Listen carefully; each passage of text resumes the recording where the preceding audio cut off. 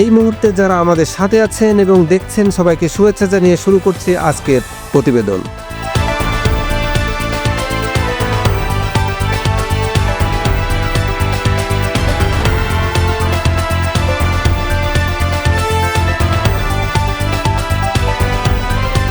বাংলাদেশের গর্ব ঐতিহ্যের প্রতীক পাট।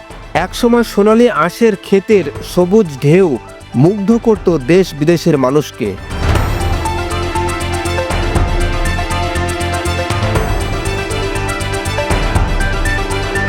আজও সেই পাট কৃষকের ঘামে ভিজে জীবন্ত হয়ে ওঠে, দেশের অর্থনীতিতে রাখে গুরুত্বপূর্ণ অবদান।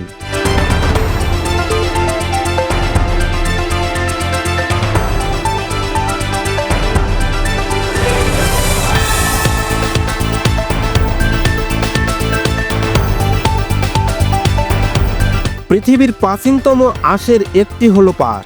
বাংলাদেশের অর্থনীতির প্রধান স্তম্ভগুলোর মধ্যে পাটের অবস্থান বরাবরই গুরুত্বপূর্ণ।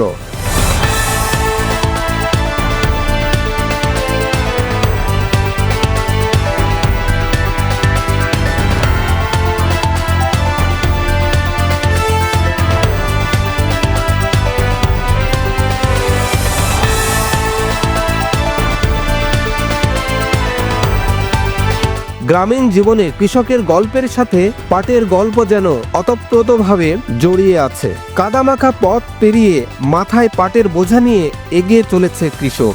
ঘাম ঝরছে, কিন্তু চোখে মুখে তৃপ্তির হাসি।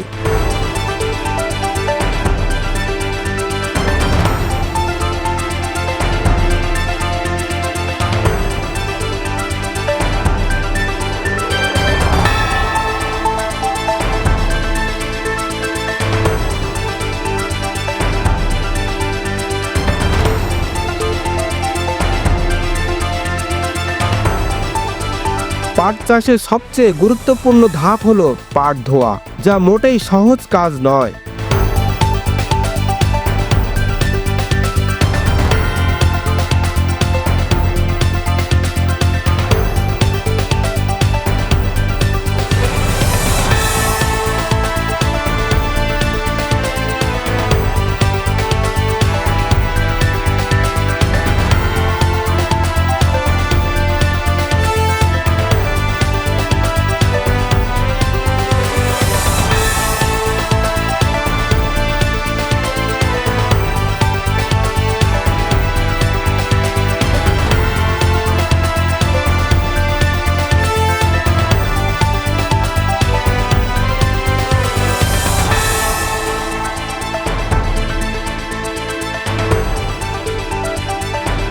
অনেক কৃষককে প্রায় 1.5 থেকে 2 কিলোমিটার দূরে গিয়ে পাট ডোবানো হয়। আঁশ ছাড়ানো শেষ হলে সেই আঁশ আবার রোদে শুকাতে হয়। সব মিলিয়ে যে শ্রম দিতে হয় তার তুলনায় শ্রমের সঠিক মূল্য পাওয়া যায় না। তবুও কাজ ফেলে দেওয়া যায় না, কারণ পাট শুধু ফসল নয়, এটি কৃষকের জীবন, এটি কৃষকের জীবনের অংশ। তাই নিজের মতো করেই কাজ করে যাচ্ছেন তারা। এমনই একজন কৃষক আমাদের জানাচ্ছিলেন। বাসা কোথায়? পাশে হচ্ছে জয়ন্তপুর। এখান থেকে প্রায় 1-1.5 কিলো। 1.5 কিলো। তো এত দূরে পাট জাগ দিতে আসছেন কেন? এখানে একটু সুবিধা আছে, আর ওই টাকা দেওয়া জাগ দেওয়া হলো। ও, এই জায়গাটা অন্যের? অন্যের ওই হেলিপোর্টের জায়গা, ওই কেলিয়া রাখিছে। এখন ওই 1000 টাকা, 10 কাঠা জমি 1000 টাকা। আচ্ছা, মানে বিঘা 2000? 2000 টাকা। 10 কাঠা জমি 1000 টাকা। তা ওই পাট ধরতে আসছে, আর নগদ টাকা দিয়ে এখন ধরতে। আচ্ছা, তো খরচাটা একটু বেশি পড়ে যাচ্ছে না দূর থেকে নিয়ে আসা? হিসাব করলাম, কাটার থেকে শুরু করি দাগ দেওয়া বন্ধ হচ্ছে 5000। আজকে যে ভ্যানালার টানা হচ্ছে 500, আর হচ্ছে জায়গা যে যার জমি জাগ দিছি ওর হচ্ছে 1000, 6500। আর এই যে 6টা লেবার নিচ্ছি, 6টা লেবারের তাহলে 450 টাকা করে হাই দিয়ে একজনা। তাহলে মোটামুটি ধান দিয়ে ওই 10,000-ই পড়ে যাবে।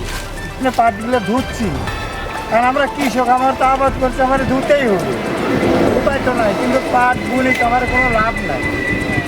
এখন কষ্ট করে ধুয়ে এখন কিনে নিচ্ছি, তাই বাড় কিনতে হবে, আর আমার তো ধুতে হবে যত কষ্টই হোক। তবে এই সোনালী আঁশ ঘরে তুলতে কৃষকের সংগ্রামের যেন শেষই হয় না। অন্যান্য ফসলের মতো সরাসরি মাঠ থেকে ঘরে তোলা যায় না পাট। সার, সেচ, কীটনাশক দিয়ে বড় করার পর শুরু হয় দীর্ঘ পরিশ্রমের পথ চলা। পাট কাটা, পাতা ছাড়ানো, মাথায় করে ডোবা পর্যন্ত নিয়ে যাওয়া, পর্যাপ্ত বৃষ্টি না হলে ছ্যালো মেশিন দিয়ে পানি ভর্তি করে ডোবাতে হয় পাট। পাটে খুব কষ্ট। পাটের তো খুব কষ্ট, কষ্ট হিসাবে তো দাম নাই পাটের।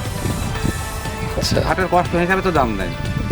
ডুবাইনি পানি নাই, আমার এদিক পানি দেওয়া ডোবাতে হচ্ছে পাট, তাহলে তো কষ্ট হলে। পানি দিয়ে গর্ত পানি দিয়ে ভরার পরে পাট ডোবানো, এটা খরচ না বেশি? খরচ তো বেশি পড়ে যাচ্ছে, কিন্তু ওই হিসাবে তো আজ কয়েক বছর তো পাটের দাম নাই।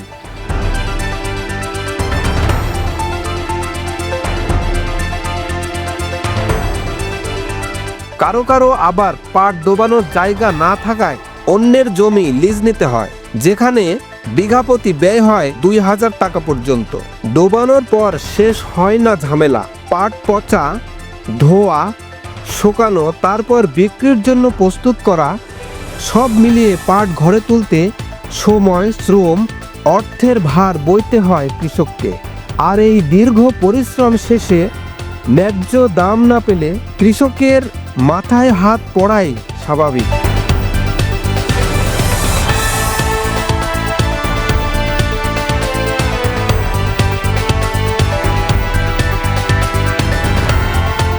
এমনিতে কি অবস্থা পাটের? আমাদের পাটের বাজারও আমরা ভালো পাই না, কালার হয় না। না, তাতে এই পাট বোনার থেকে শুরু করে আজকে পর্যন্ত যে খরচটা হয়েছে, লজ যাবে, মেলা টাকা লজ যাবে। এক হাতা পাটে 6 টাকারও বেশি খরচ করতেছে। আচ্ছা, 6 টাকারও বেশি খরচ। টোটাল বিঘাতে কেমন খরচ হয়েছে আর কেমন আশা আমার করতেছেন? 1 বিঘা জমি খালি পাট এখানে আনতে, মানে 13 মুঠ পাটে 17টা লোক গেছে খালি আনি ডুবাতে। এখনো ধোয়া বাকি, শুকানো বাকি। শুকনোতেও বাকি আছে, ধুতেও বাকি আছে। এতে পাটে লাভ হবে না আমাদের।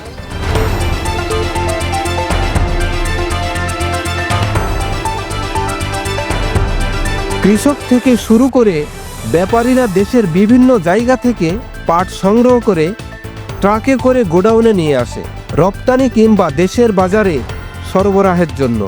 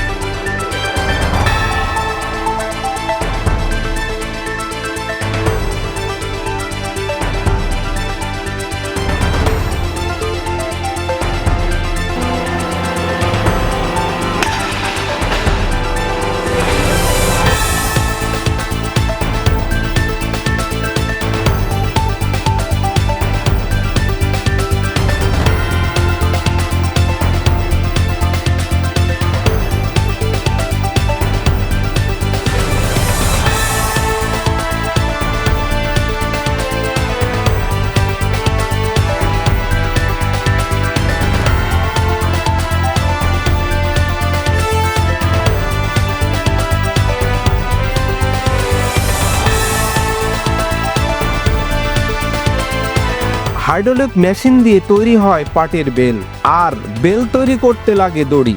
তাই হাত মেশিন দিয়ে দিনরাত চলছে দড়ি বুননোর কাজ।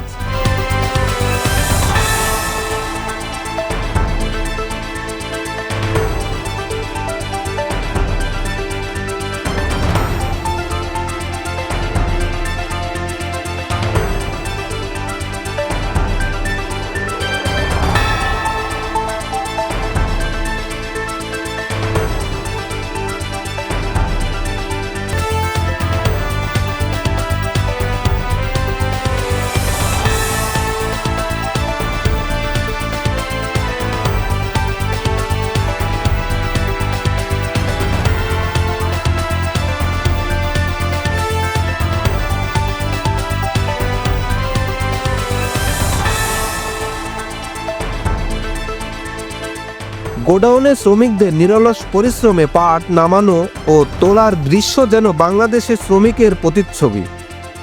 এই পাট শুধু অর্থকারী ফসল নয়, এটি আমাদের ঐতিহ্য, ইতিহাস ও গর্ব, যার প্রতিটি আঁশ টিকে আছে কৃষকের ঘাম, আশা আর ভালোবাসা।